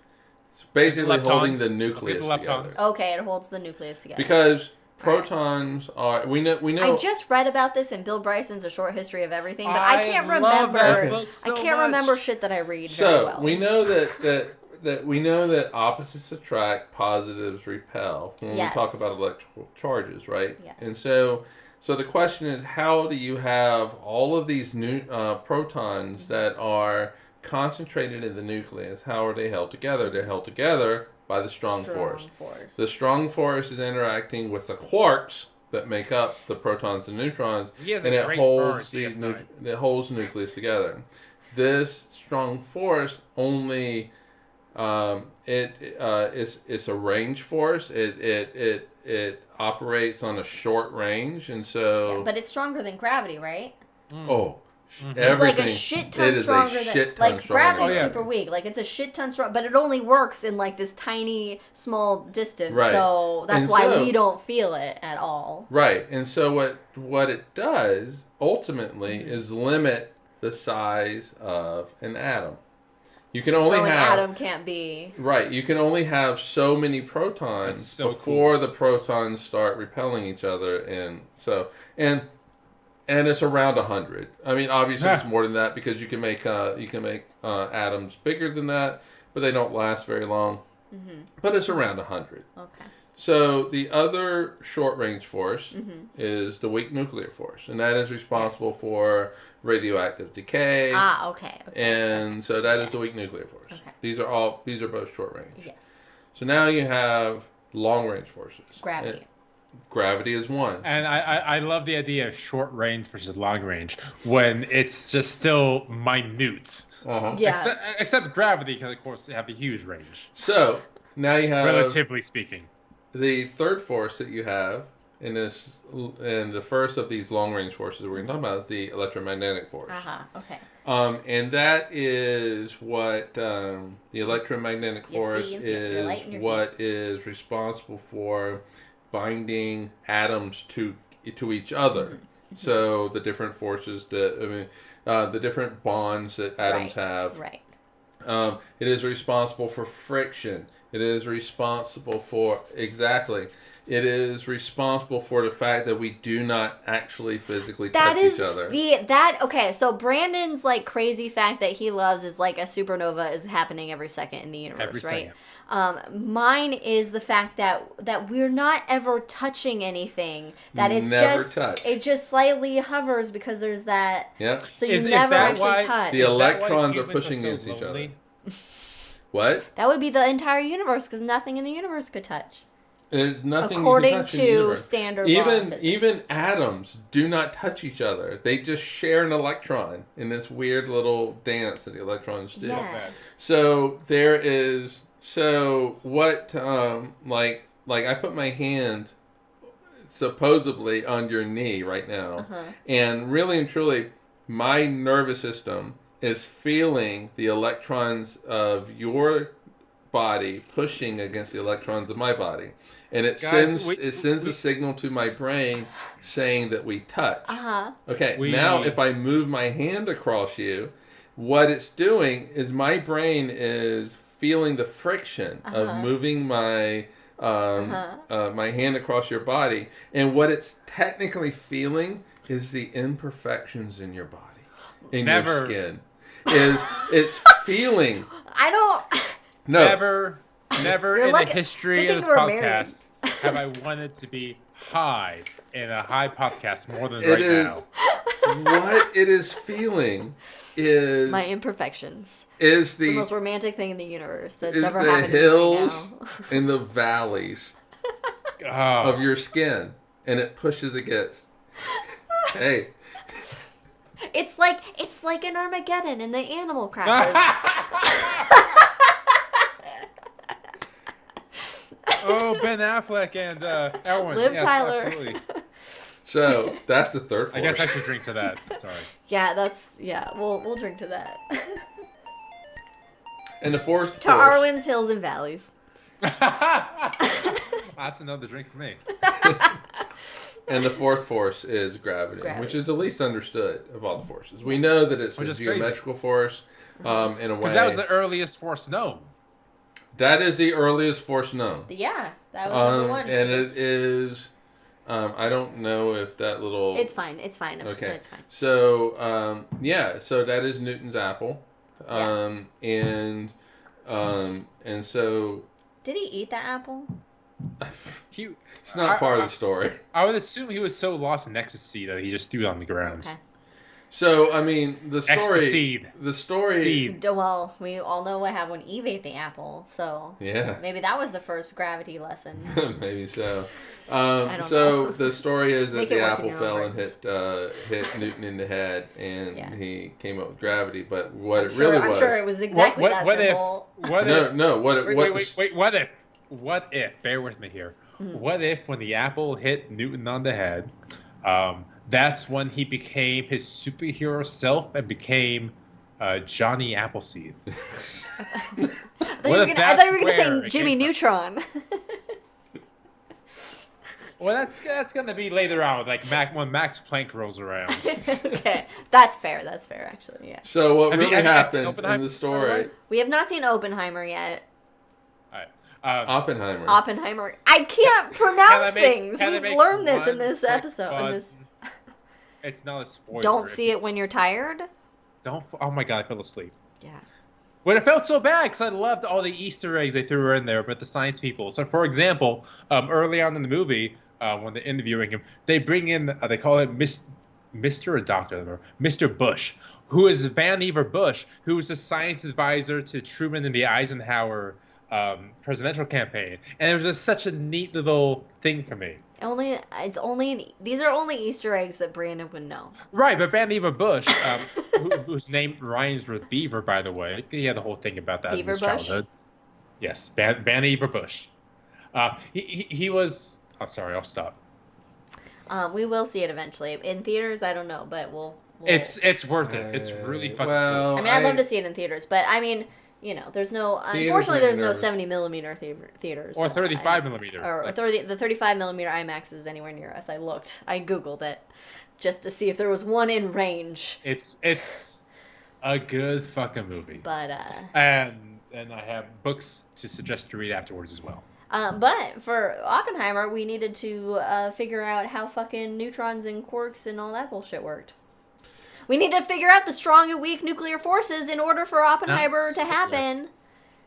And then we can blow up a country. And you really needed to... Okay, I mean... yeah, science builds on science. And science builds on science. It's science all the way down. It really is. I mean, Newton said he stood up. This is the only humble thing that Newton ever said was that I stand on the shoulders of giants, which is true. And directly after he said that, he said, "I'm going to go pee in this jar and make it gold." Pretty much, yeah. So it was hashtag life goals. Scientists stand on. All right, whatever.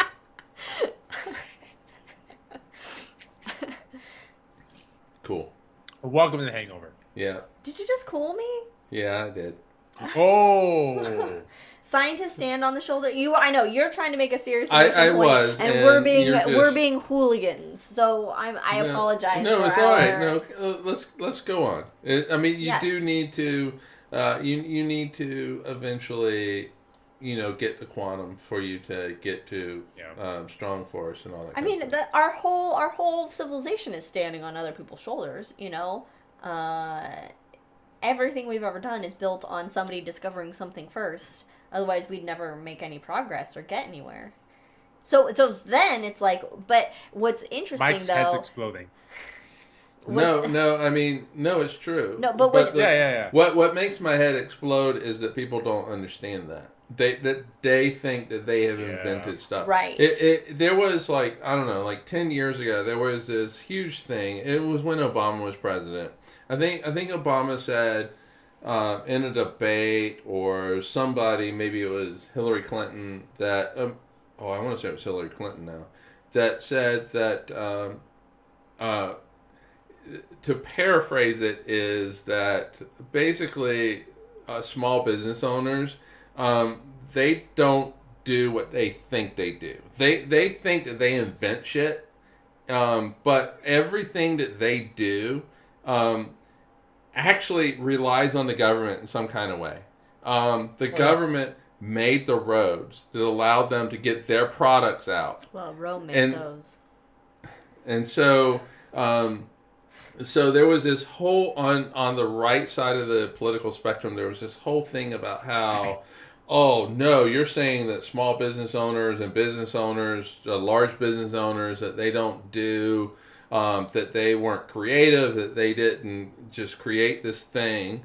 And it's like, that's not what was being said. What was being said is you have to rely on other things. And so you have to rely on the government making the roads. Right. You have to rely on UPS or no FedEx person or is somebody operated deliver in a stuff. vacuum. Yeah, nothing is in a vacuum. Which brings us back to Vannevar Bush. So, no. This is a legitimate thing. Okay. So one of his big, testaments was that the government should be responsible for shouldering the burden of scientific advancement and the financial burden it takes. My headphones just ran out, so I'm going to keep talking. We can still hear you. The idea... I can't do this. I love this. I'm going to keep talking. This is the most hangover ever. So the idea that many is is that the government would spend immense amount of funds to expand science and then give it away to the public, to private companies to create a profit off of, and to expand the endless frontier. That was the whole idea. And of course, since then, look at COVID, for example. Yes, it worked out for a little bit, but now there are corporations that want to, spend X thousands of dollars to get, vaccines from. So yeah. What's the hangover? I'm very tired. Yeah, I got you. That the government should, but the thing is like, the political right just doesn't believe in that. I think that people are forgetting. I think they've gone beyond political at this point. But the thing is, like, SpaceX could not do what it does now without NASA. Oh. They never literally would have gone off the ground without NASA's funding. Yeah, or NASA's guiding them. But it's not only the NASA funding; it is everything that NASA has learned over the years, over the decades. And I think something that the people have to remember, left, right, whatever, is that the government is at the end of the day funded by us. Right? It's our government. So it's like, it's all about us. For the people, by the people. Yeah, it's about, I mean, it's a shit system with the Electoral College, but voting and like, stop complaining about taxes, but maybe, getting involved enough to have those taxes then redirected into the things that fucking matter, that aren't the fucking military. And that are put into the things that are actually what benefits everybody in this country and supports this country, which is not primarily the military, so at the end of the day, it's like we are supposed to be funding our own advancement of civilization and society and our exploration, Yeah. And so it's like, yeah, that's my piece. And, I just think that, like, I if you come up with an idea that is novel and unique, Like kudos, the bidet. Kudos to you. You should be paid for it. You should get recognition for it. But don't have such hubris. Don't be so arrogant that nobody else can.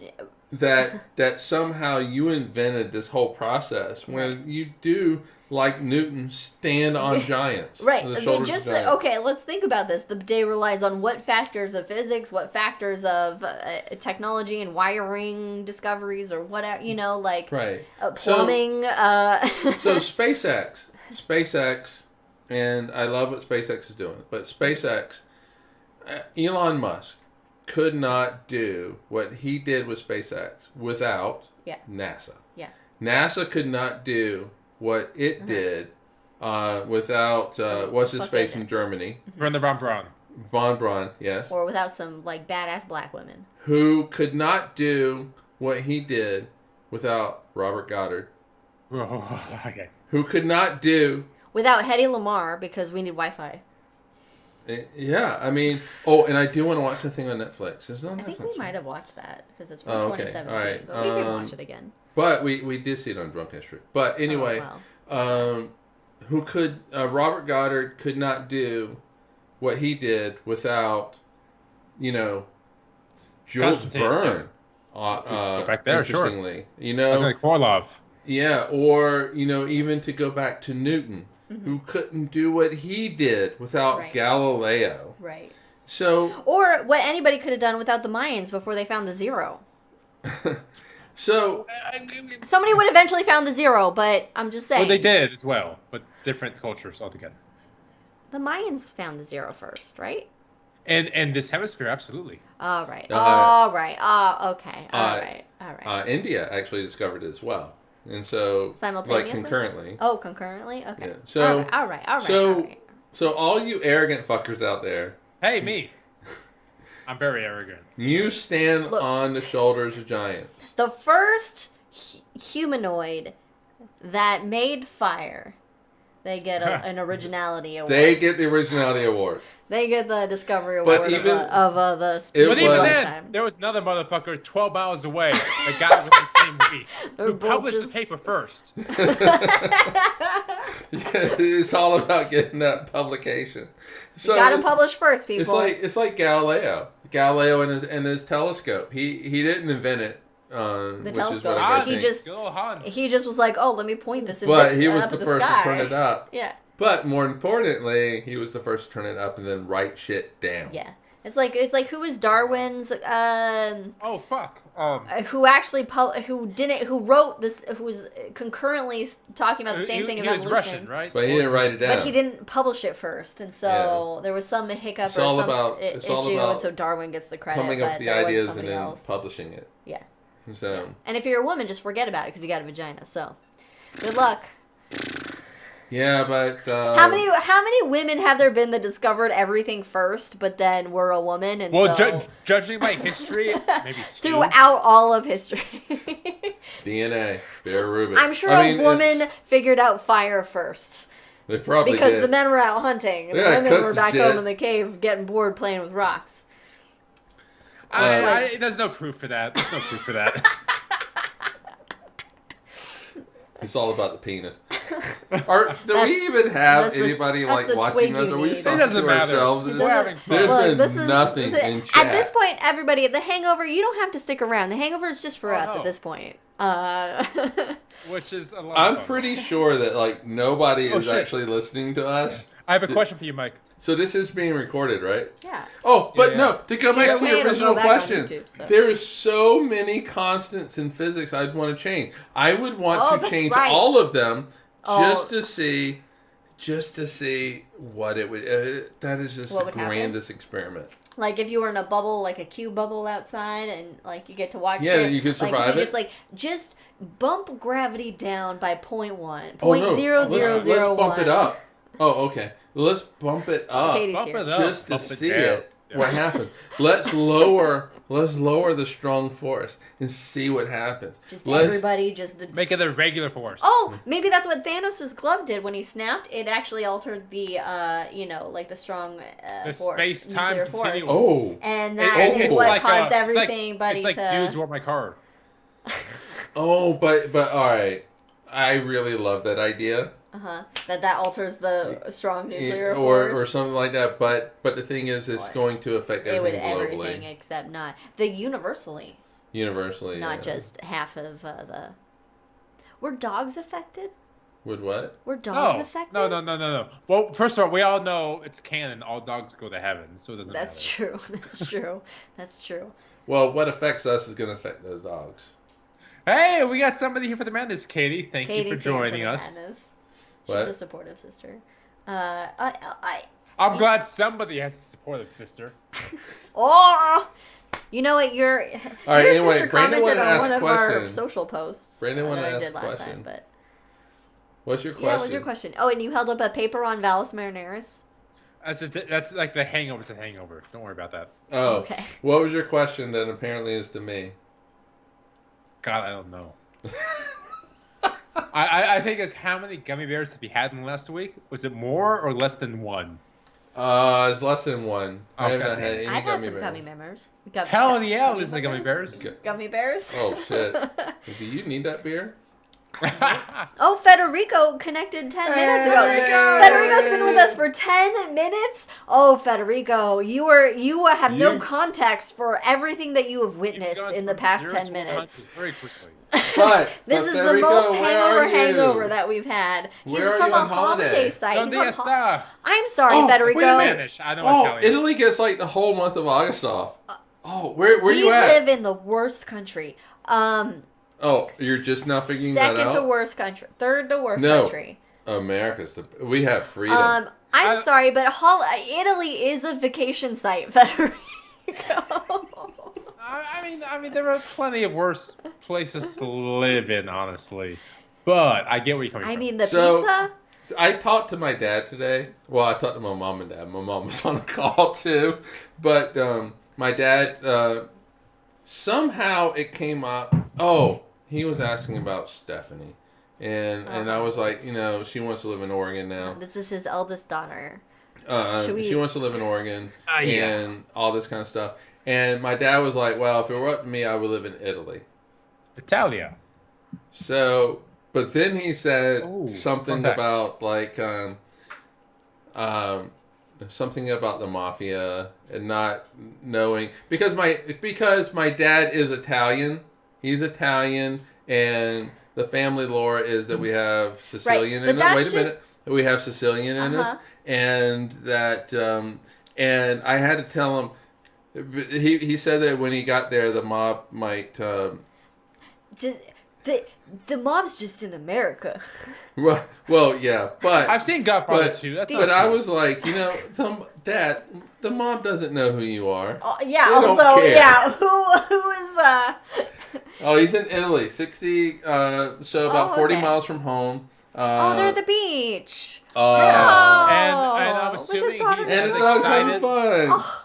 And he's probably as excited for the next Phoenix Suns season as I am. No. It's gonna be a good year. No. Is it? No, I mean, I don't know. Your I don't know. Is it starting soon? Man. It's August. No, but we haven't lost yet, so it makes it very good. Why are we talking about sports? I don't know because he says because something about Federico or me, we share the same team. It makes me excited. Do you? Yeah, Phoenix Suns. Oh, the Phoenix Suns. Yeah, he said that before. Wait, Federico likes the Phoenix Suns? He does.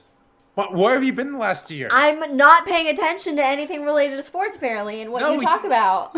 Every time he comes on, I talk about the Suns. I did not know Phoenix was... Federico's a big Phoenix Suns fan. That's the most random thing. Go Suns! That is the most... Yeah, it blew my mind too, Liz. It blew my mind, but I'm here for it. Okay.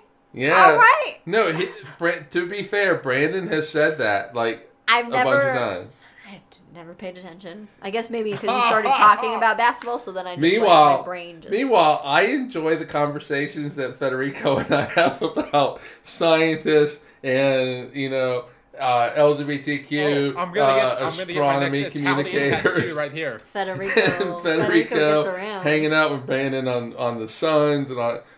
Federico's a great guy to talk to. That's great. I'm just jealous that he's at an Italian beach. Well, there's a lot of beach in Italy. All right, where are we at here? This is a boot. What were we talking about? So you had some question that you wanted to ask me, but you forgot what it was. And then Federico came in. My entire bottle of sake is gone. I don't know what I was going to say. Yeah. All right, well, but it did start with the whole, we did go into the whole forces of nature. It's like third floor science center here. Oh, yeah. I had to think about that. That took a moment. That was a deep cut reference to our time at the science center that we worked at. One of the exhibits. But what I think is just crazy about the story of science, we're talking about this standing on the shoulders of giants. And the story of science is that after Maxwell came up with where he unified electricity and magnetism, and at that point you had two forces of nature, gravity and electromagnetism. That's so cool. There was this whole thing about how science was done. Physics, I should say, physics was done. Yeah, it's not only physics, but there's biology as well. But not only do they say physics is done, they throw shade at biology and say that now physics will become like biology, where we're just classifying things. This is like 1900. This is like 120 years ago. Yeah. To go, hey, you know what, guys? We're about done here. Let's just wrap it up in a nice little bow, and all we have to do now is classify shit. And it's just classifying shit, and then Plonk comes along. Hold my beer. And it's like, hold my beer. I had this little letter called H. There's some little shit that I don't know what's happening. H is really small, but it's not zero, and it just fucks everything up for physics after that. We got some strangely charming up down shit that's going on. We got some strange stuff coming. Did you hear my full reference there? No, I'm going to say it slower so you can hear it. Say it slower. We've got some strangely charming up-down shit that's going on here. Oh, look at you naming all the quarks. It seems to be a bit quirky. Naming all the quarks. Well done. Can you tell me the book it came from, though? The name of those quarks? 100 Best Recipes by Quark. Finnegan's Wake. Finnegan's Wake, and what was the phrase? Wait, what was the phrase? Wait, don't tell me. This is a Jeopardy question. You can look it up. I'm not going to. God damn it. So it was a James Joyce novel, of course, Finnegan's Wake, which was basically the prequel to Ulysses, as we all know. But he had a line in there in which some random British scientist loved and named the quarks after him. Oh, it was... I'm sorry, we got distracted by the chat. Katie made a bad pun the other day, and Adam said it was a Liz pun, and I've never felt so honored in my life. I thought you were phrasing towards me with the Finnegan's Wake, and I thought, oh, that's nice. No, you weren't. No. God damn it, Katie. No. I need... Was he right? What was it from, Finnegan's Wake? It was from Finnegan's Wake, but I don't know the quote. You don't know the quote? I don't know the quote. Wait. God damn it. Wait, but is this a fictional... Yeah, it's a fictional book. And so they took the name from a fictional book. Right, so they took the names of the quarks from Strange Charm, Up and Down. Yeah. I mean, up and down, or just from anything. Up, down, top, like bottom. Balloons Give me a second. Strange Charm. Give me a second here. We're giving you a second. What was your bad pun, Katie? I want to know what your bad pun was. And this has been the I'm glad I have a legacy. This has been the craziest hangover. I've loved this hangover, actually. From technical difficulties. Okay, I'm just going to read this because Katie will enjoy it, which is what matters to me. This is what matters. All right. As long as Katie enjoys it. What does quark have to do with Finnegan's Wake? From Merriam-Webster.com. Oh, okay. When we think of particle physics, James Joyce isn't usually the first name that comes to mind. And Joyce wasn't on the mind to physics. Oh, let me rephrase this. Jesus Christ. You know what? No. Gell-Mann basically just... Murray Gell-Mann won a Nobel Prize for it. I mean, it's not unusual that we pull... But Brandon's disappeared. No, Mike's got it. Mike's got it. I don't need to embarrass myself anymore. No, because go God ahead. forbid somebody I'm interviewing with next week's going to watch this. So I'm going to let Mike take it away. No, put your headphones back. Oh, wait a minute. What? How do you hear me? He's got a good haircut. He got a good...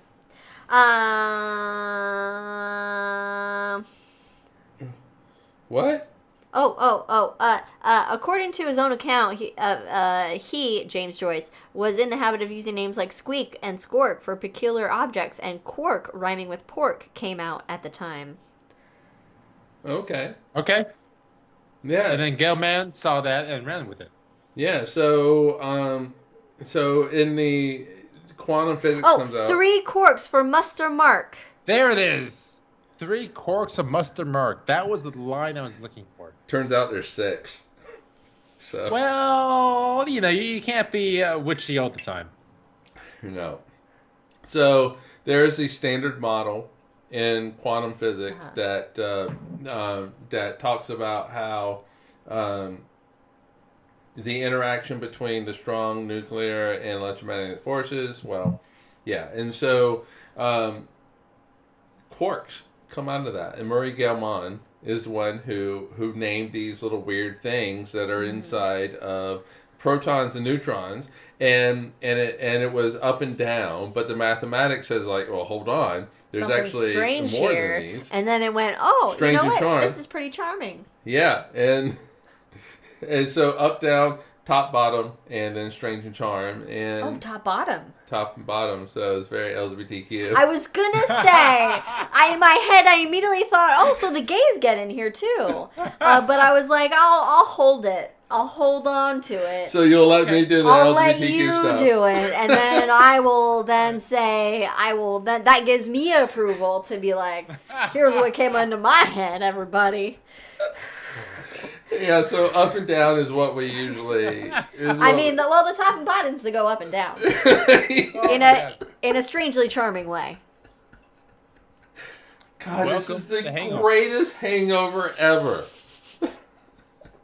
An hour into it. No, only 59 minutes. 2 into the podcast, an hour into the hangover. Meanwhile, Federico's like, well, we cannot have my daughter in Federico's like those signs. That's what matters. Yeah, so it was Murray Gell-Mann. Oh, there was 2 other people that shared the Nobel Prize for the standard model of physics in which you get quarks. I would love to have an episode in the future about 20th century physics. In the future. Oh, in the future. Yeah, about 20th century physics and what we discovered in like 10 years, from like 20s to 30s, something like that. Okay. Well, maybe for season 5. Oh, season 5. Well, we still need a topic for the next one. That's true. And that is... Well, wait. Yeah, when is that? In 2 weeks. I get that. It's in 2 weeks. Thanks, Liz. Right. So I had put like the search for ET, but then I had also put is the universe really 13.8 billion years old? Wait. Is the universe round? That's on the 13th of August. Ironically... Which is also Captain Jack's birthday. You know what is ironic with all this, with the universe and the shape of the universe, is everybody's like, the Earth is flat, the Earth is flat, the Earth is flat. If you talk about the shape of the universe with physicists, they say the universe is flat, the universe is flat. But isn't it a saddle? Well, it's like a Pringle. I thought, it's a saddle. It's a saddle shape. It's saddle shape. My mom should like that. But you know, locally it looks flat. Ride the universe. Salty? Yeah, what flavor of the universe do you want? Barbecue? Well, it's not Doritos for damn sure. Burnt. Burnt. I don't know if I'm burnt flavored universe. I mean, that's what space is, right? It's just. You know what would be great is like, so we produce a planetarium show on the universe and stuff like that, and at the end, the cut scene is just alien just eating Pringles.